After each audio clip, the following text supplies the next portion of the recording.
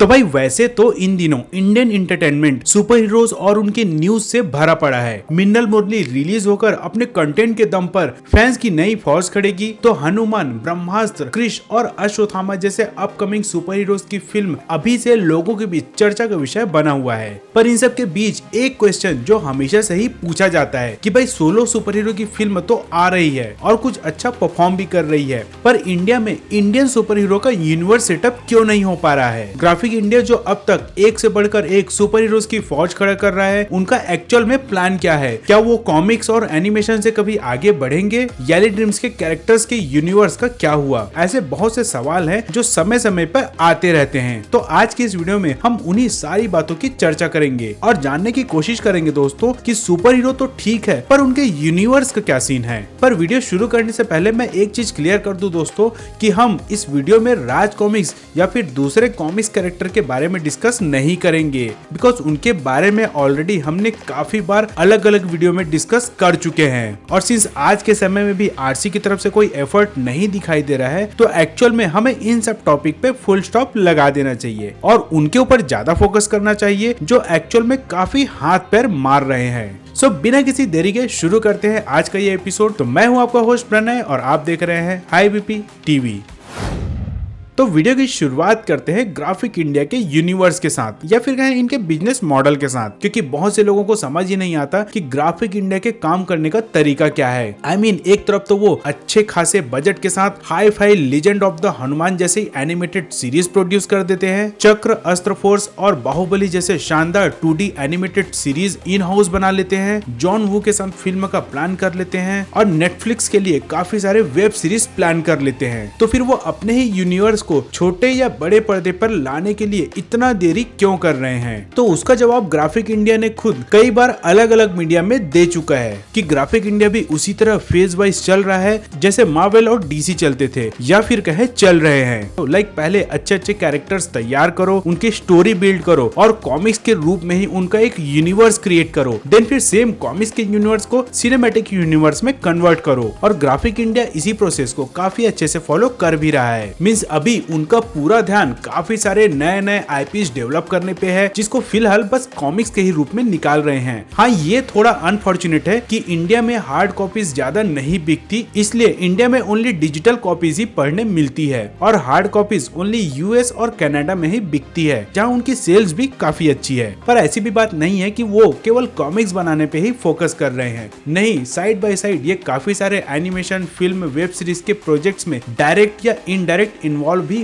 होते रहते हैं। जैसे इनका सबसे famous 3D animation the legend of Hanuman के 2 सीजन अमेजॉन प्राइम पे ऑलरेडी आ चुके हैं और अब तीसरा सीजन भी आने वाला है। और ये सीरीज न केवल इंडिया में बल्कि अब जल्द ही जापान, कोरिया और यूएस में भी डब होकर रिलीज होने वाला है। मींस ओवरसीज मार्केट से भी अर्निंग। ठीक वैसे ही चक्र, द इनविंसिबल, अस्त्र फोर्स और बाहुबली जैसे 2D एनिमेशन भी लोगों के बीच काफी फेमस हैं। 2D और 3D एनिमेशन के अलावा ये वेब सीरीज और फिल्म में भी उतनी ही तेजी से उतर रहे हैं। ये हाल ही में अनाउंस किए थे कि वो जल्द ही आर्ची कॉमिक्स का इंडियन वर्जन एडॉप्टेशन भी करने वाले हैं नेटफ्लिक्स सीरीज के रूप में। वेब सीरीज के साथ साथ इनकी मल्टीपल फिल्म प्रोजेक्ट्स भी चल रही है, जिनमें मंकी मास्टर का बहुत से लोगों को इंतजार है और हाल ही में द लीव्स का फिल्म एडॉप्टेशन का डील भी फाइनल हुआ है। तो ये सब बताता है कि ये मल्टीपल प्रोजेक्ट्स के साथ साथ ये अपने सुपर हीरोज के यूनिवर्स भी बनाते जा रहे हैं। अब एक एक नजर अगर उनके अब तक आ चुके टॉप कैरेक्टर्स पे मारे तो ऑब्वियसली सबसे फेमस तो चक्र द इनविंसिबल ही है, जिसके कॉमिक्स के साथ साथ एनिमेशन भी आ चुका है। पर इसके अलावा और भी इनके पास ऐसे दमदार कैरेक्टर्स हैं जो बड़े पर्दे पर आ जाएं तो धूम ही मचा दे, जिनमें सबसे पहला है अवतार एक्स, जो एक बेहद ही पावरफुल सुपर हीरो है। पर ये जितना पावरफुल है उसकी कमजोरी भी उतनी ही सिंपल है। मींस ये बहुत पावरफुल तो रहता है पर इसको कंट्रोल में एक नॉर्मल आदमी ऋषि चंद्रा करता है। इनफैक्ट 24 आवर्स के बाद जब इसकी पावर खत्म होने लगती है तब ऋषि चंद्रा ही इसे एक सिंपल टच के थ्रू वापस से चार्ज करता है। हालांकि इसकी स्टोरी जितनी सिंपल दिख रही है उतना नहीं है, इसकी स्टोरी एक्चुअल में काफी कॉम्प्लिकेटेड है, जो इसकी आने वाली सीरीज में क्लियर हो पाएगा। दूसरा एक और बेहतरीन कैरेक्टर है शैडो टाइगर के नाम से, जिसका भी लुक और बैक स्टोरी काफी दमदार है। सिंगल हीरोज के बाद टीम वाले सुपर हीरोज भी इनके यूनिवर्स में शामिल हैं, जैसे शिकारी फोर्स और मिस्ट्री प्रियाई। मेल सुपर हीरोज के साथ साथ फीमेल सुपर हीरो भी ग्राफिक इंडिया के यूनिवर्स में शामिल हैं, जिसमें से सबसे मेन है देवी,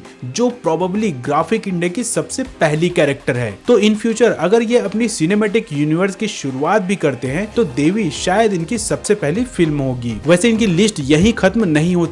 माइटी एटी, साधु, रीइंकार्नेशन मैन जैसे बहुत से कैरेक्टर्स हैं जो आने वाले समय में डेफिनेटली कॉमिक से बाहर निकलकर फिल्म या एनिमेशन के रूप में हमें नजर आएंगे, और जो हमारे सुपर हीरो इंटरटेनमेंट में एक यूनिवर्स का जो खालीपन है वो पूरा करेंगे। ग्राफिक इंडिया के अलावा यालीडेम क्रिएशन भी सुपर हीरो यूनिवर्स बनाने की लाइन पे है, और इनकी ये एक अच्छी बात है कि कॉमिक्स लॉन्च होते ही ये उसका फिल्म एडॉप्टेशन के लिए भी प्रिपरेशन शुरू कर देते हैं, लाइक फिल्म प्रोडक्शन हाउस को पिच करना, प्रपोजल भेजना एक्सेट्रा। और उसी का ही नतीजा है कि द विलेज और रक्षक के वेब सीरीज और फिल्म का काम इन प्रोग्रेस है। हाल ही में आई कोड नेम अल्फा का भी पूरा यूनिवर्स क्रिएट किया जा रहा है, और कॉमिक्स के आने से पहले ही इसके लिए फिल्म मेकर्स को अप्रोच करना शुरू भी कर दिया गया था। तो ये सारे एफर्ट्स बता रहे हैं कि अभी तो नहीं, बट आने वाले समय में श्योरली सुपर हीरोज और फैंटेसी के जॉनरा में इंडिया एक जबरदस्त छलांग लगा सकती है। इन दोनों के अलावा एक और ऐसी कंपनी है जो शायद कभी कॉमिक्स प्रिंट नहीं करी और ना ही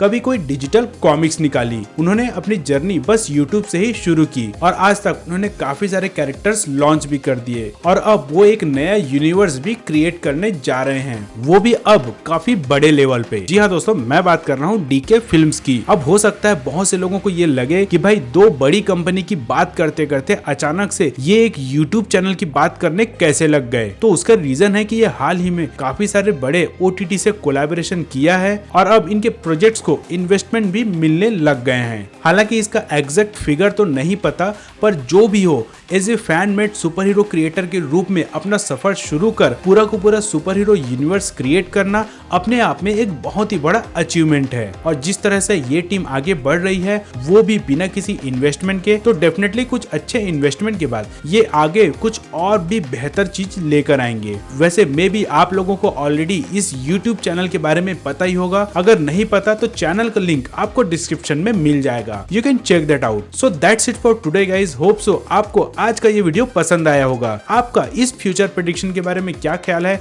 हमें कमेंट बॉक्स पे जरूर बताएं, और साथ ही ये भी बताएं कि आपको किस कैरेक्टर की फिल्म का बेसब्री से इंतजार रहेगा। तो आज के लिए बस इतना ही दोस्तों, मिलते हैं जल्द ही ऐसे किसी अमेजिंग टॉपिक के साथ। तब तक के लिए टाटा bye bye, take care and stay safe.